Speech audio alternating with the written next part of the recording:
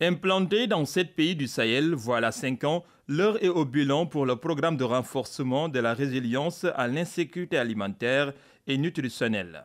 Son coordonnateur salue les résultats engagés. Ce qu'on peut retenir de cette première phase qui a été déroulée de 2015 à 2020, soit donc 5 ans, c'est des taux de décaissement, un taux de décaissement qui dépassait les 98%, un taux d'engagement qui était pratiquement aussi de 100%, des taux de réalisation physique pratiquement de 100%. Donc ce projet a été exécuté dans 6 régions, mais vraiment à la fin, je peux dire même que 6 mois avant la date de clôture, tous les indicateurs ont été atteints. Donc c'est un projet qui a été exécuté dans de très bonnes conditions, avec bien sûr l'accompagnement de l'autorité, le ministre en charge de l'agriculture, et ensuite des autres ministères sectoriels, des finances, de l'économie, de l'environnement, etc., qui ont tous eu, à travers leur structure technique, leur direction technique, leur agence en tout cas, à s'impliquer vraiment dans la mise en œuvre de ce projet, surtout durant la première phase. Et par rapport aux 7 pays d'ailleurs où était déroulé ce projet au niveau du SILS, je pense que le Sénégal a fini bien avant les autres pays et le taux que le Sénégal a atteint en termes d'exécution a été considéré comme étant le meilleur taux. Donc oui, ce qu'on peut retenir, c'est vraiment une satisfaction. Aujourd'hui, c'est de la phase 2. Quels sont entre autres peut-être les résultats qui sont attendus? Voilà, donc la phase 2 est une continuité de la phase 1. Je rappelle juste que le PDRS est un programme multinational qui couvre donc tous les pays membres du SILS, mais étalé sur 20 ans. 20 ans avec des séquences de 5 ans. Chaque projet, donc, c'est 5 ans. Le premier projet, c'est pourquoi on l'a appelé P1 PDRS, qui a été évalué par C. Nous sommes aujourd'hui dans le cadre du P2 PDRS, dans le cadre de cet atelier de lancement.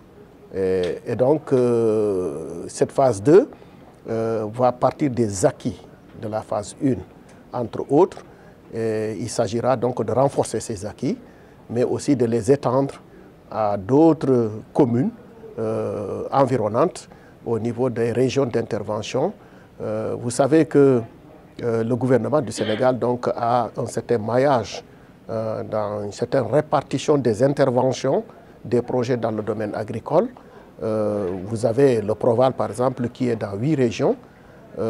Ici, le PDRS sera cette fois-ci dans 3 régions, des régions, dont 2 où le Proval, par exemple, n'intervient pas. Et donc, mais en termes de volume d'activité, je pense que les activités seront davantage intensifiées au niveau donc, de ces 3 régions. Voilà donc ce que je voudrais dire par rapport à cette question. De 2024 à 2029, est-ce qu'on peut savoir le coût du projet? Le coût du projet est estimé à un peu plus de 20 milliards de francs CFA, avec comme un bailleur de fonds, le Fonds africain de développement, de la Banque africaine de développement. Nous avons donc la BOAD, Banque ouest africaine de développement. Nous avons également le Fonds climat, en tout cas du Canada, géré par la Banque africaine de développement. Nous avons bien sûr et naturellement l'État du Sénégal et les bénéficiaires. Voilà donc un peu le coût et la répartition de ce coût-là. Par rapport à la première phase, quelles sont les nouvelles communes qui sont enrôlées dans la deuxième phase? Voilà. Je disais tout à l'heure, pour la première phase, il y avait des interventions au niveau toujours de ces 3 régions dont j'ai parlé. Nous avons donc pour la région de Matam, spécifiquement les 2 départements de Kanel et de Matam même, où il y a une augmentation en tout cas du nombre de communes. Au total, pour ces 3 régions, je veux dire, il y a à peu près 15 communes, alors que la première phase, pour ces 3 régions, le nombre de communes était inférieur si je ne m'abuse, c'était une dizaine de communes.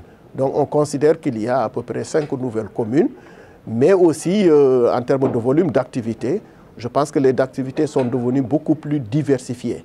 Il y a plus d'activités que la première phase. C'est avec un accent qui est mis un peu sur des actions d'atténuation des changements climatiques. Donc vous verrez que l'accent est mis en tout cas sur ce volet. L'accent est mis également sur le volet agriculture intelligente. Ça aussi vous vous rendrez compte dans le cadre donc, de cette seconde phase. Et ensuite, l'accent sera mis aussi sur d'autres types d'activités comme la promotion des biodigesteurs, par exemple, la création de villages climato-intelligents, plus d'autres aspects. Vraiment, les actions sont beaucoup plus diversifiées dans le cadre de cette seconde phase-là que par rapport à la première phase. Le coût global de la dite phase est évalué à plus de 20 milliards de francs CFA. L'État y cible 45 000 ménages dans 15 communes, explique le ministre des tutelles. Madame la représentante, autant pour moi, de la Banque ouest-africaine de développement, monsieur le représentant du CONACYLS, monsieur le représentant des partenaires au développement, honorables députés, aux conseillers territoriaux, conseillers économiques, social et environnemental, messieurs les coordonnateurs de projets programmes, messieurs les directeurs nationaux, régionaux, chefs de service, messieurs les représentants aussi des élus locaux, messieurs distingués invités, mesdames, messieurs. C'est pour moi un réel plaisir de me retrouver ce matin parmi vous pour présider cette cérémonie de lancement du projet 2 du programme multinational de renforcement de la résilience à l'insécurité alimentaire et nutritionnelle au Sahel, P2RS.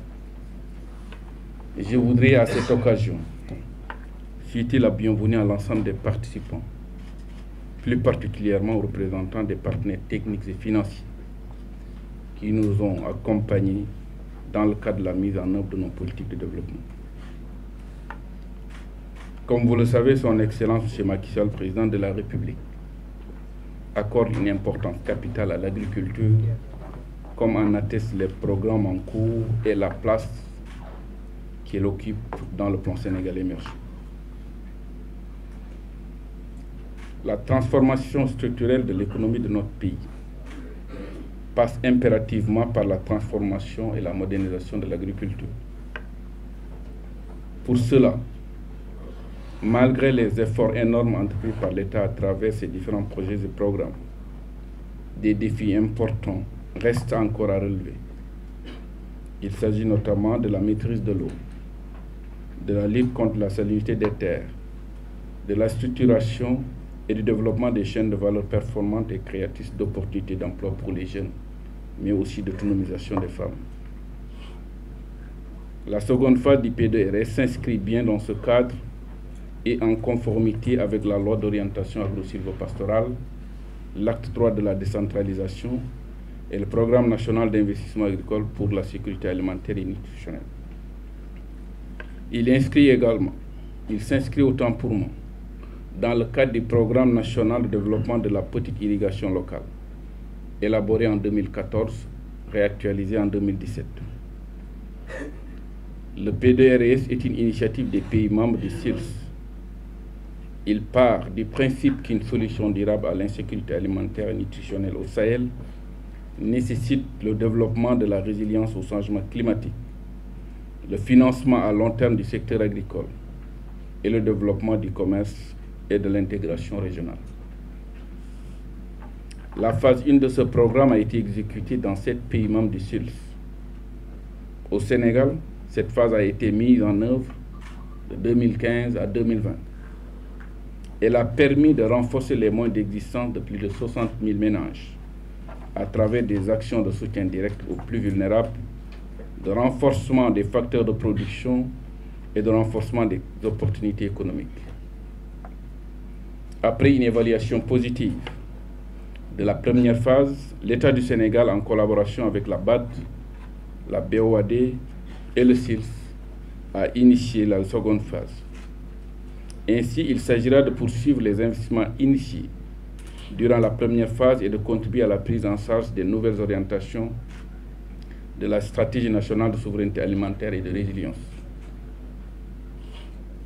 L'objectif général de la seconde phase du projet est de contribuer à l'amélioration de la sécurité alimentaire et nutritionnelle et des conditions de vie des populations au Sahel. Spécifiquement, ce projet vise à accroître, sur une base durable et résiliente, la productivité et les productions agro-silvopastorales, mais aussi les revenus tirés des chaînes de valeur agro-pastorales et halieutiques. Par la même occasion, à renforcer les capacités adaptatives des populations par une meilleure maîtrise des risques climatiques et à contribuer à l'atténuation des changements climatiques. Les activités prévues sont articulées autour de 4 composantes déjà déclinées dans le cadre de la présentation du coordinateur. Il s'agit du renforcement de la résilience au changement climatique, le développement des chaînes de valeur, le renforcement des capacités adaptatives des populations du Sahel et enfin la coordination et la gestion des projets.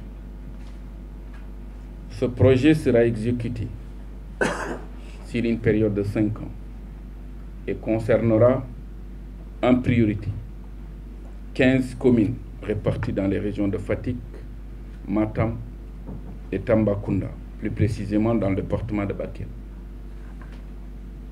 Son coût est de 20 milliards 256 millions de francs CFA, financé avec l'appui du Fonds africain de développement, la Banque ouest-africaine de développement, le Fonds pour le climat de la Banque africaine de développement et du Canada.